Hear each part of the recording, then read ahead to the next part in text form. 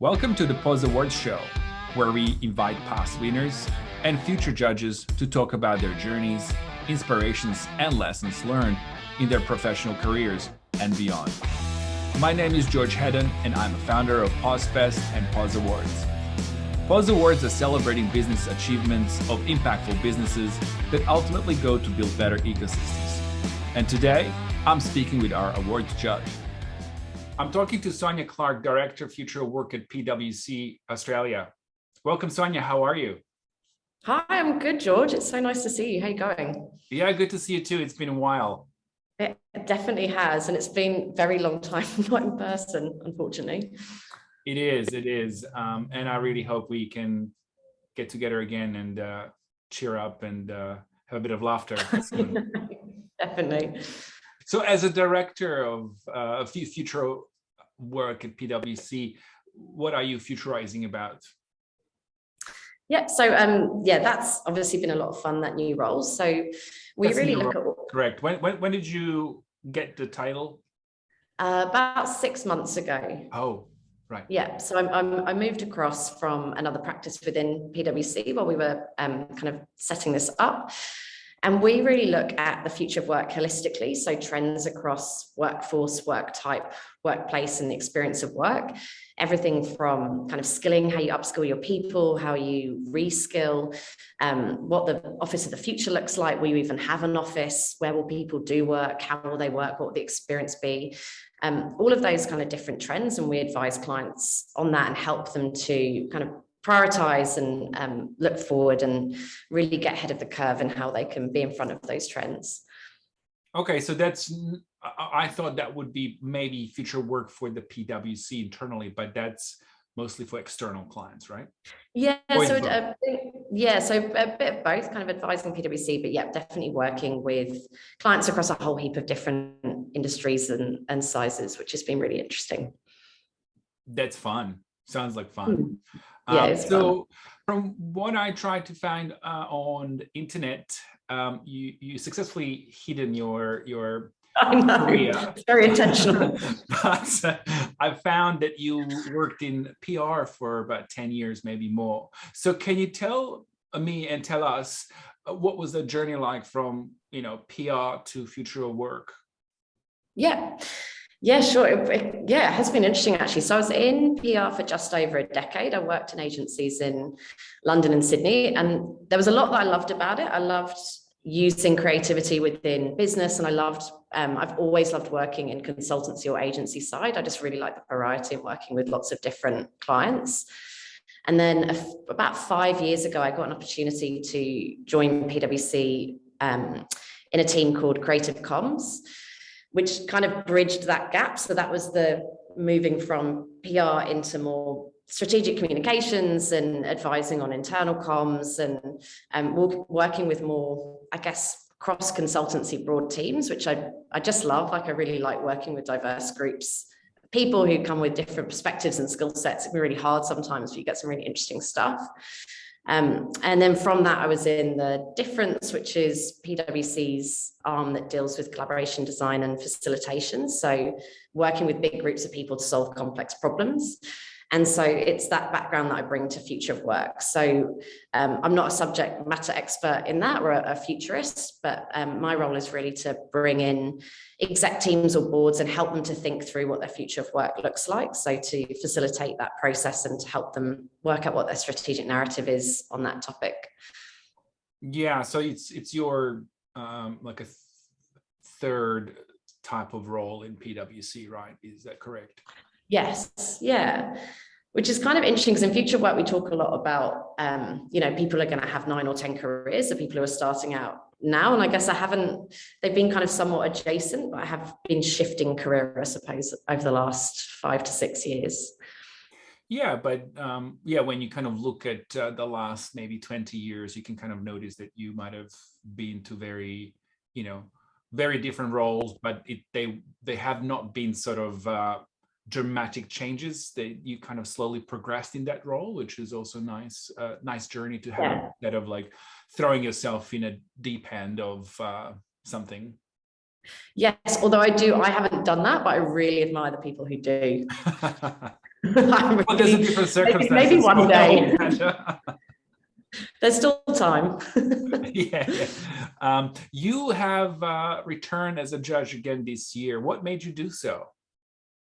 Oh, why wouldn't I? I loved it. I was so pleased to be asked last year. I really enjoyed it.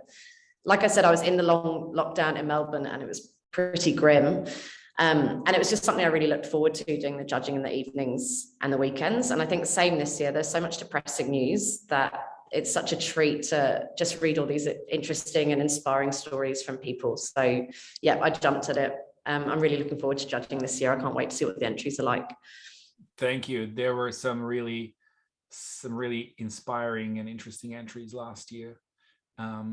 Looking forward to see who enters and who wins this year too. Yeah. Out of the categories that we have, there's 22 of them. You picked the Unexpected Twist Award. Why is that your favorite?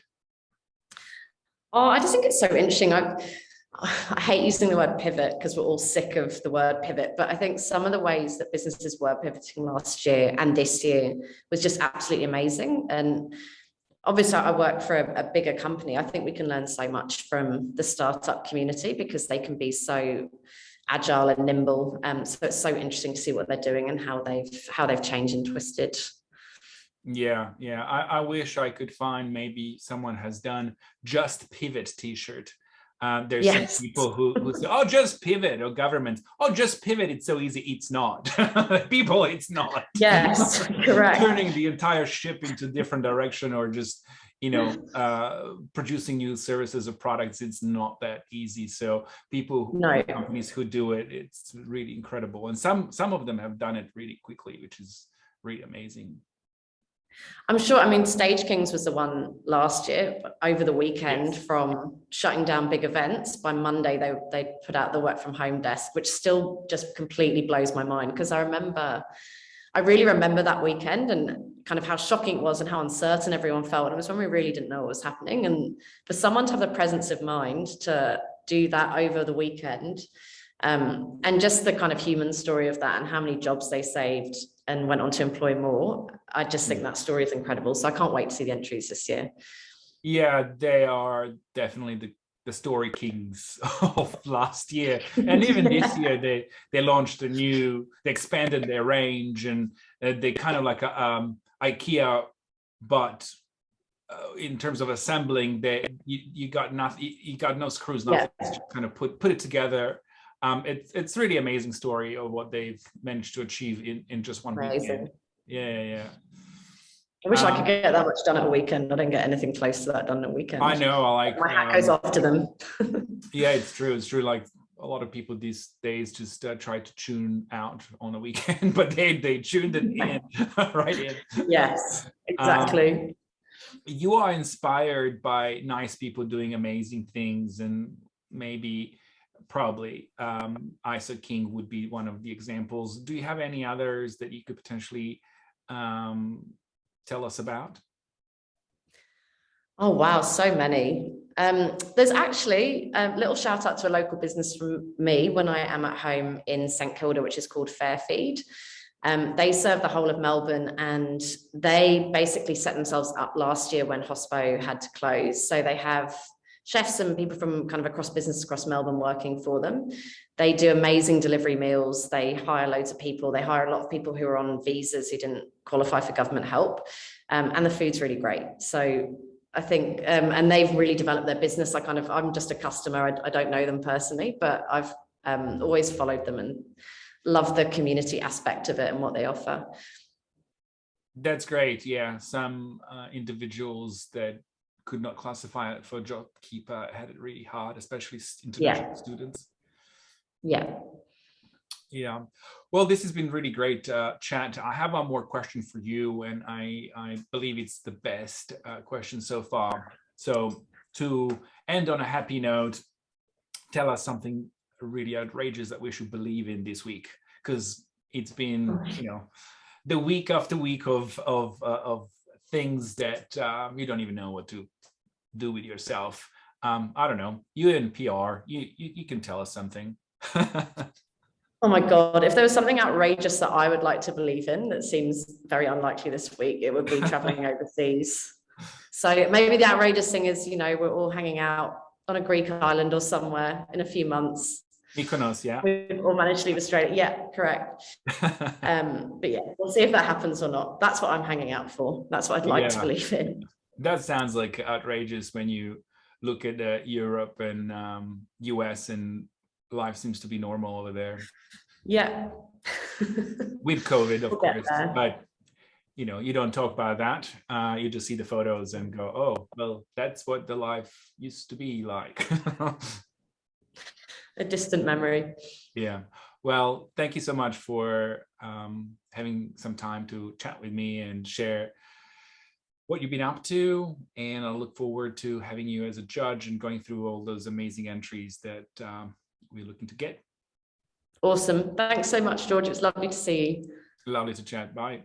Chat soon.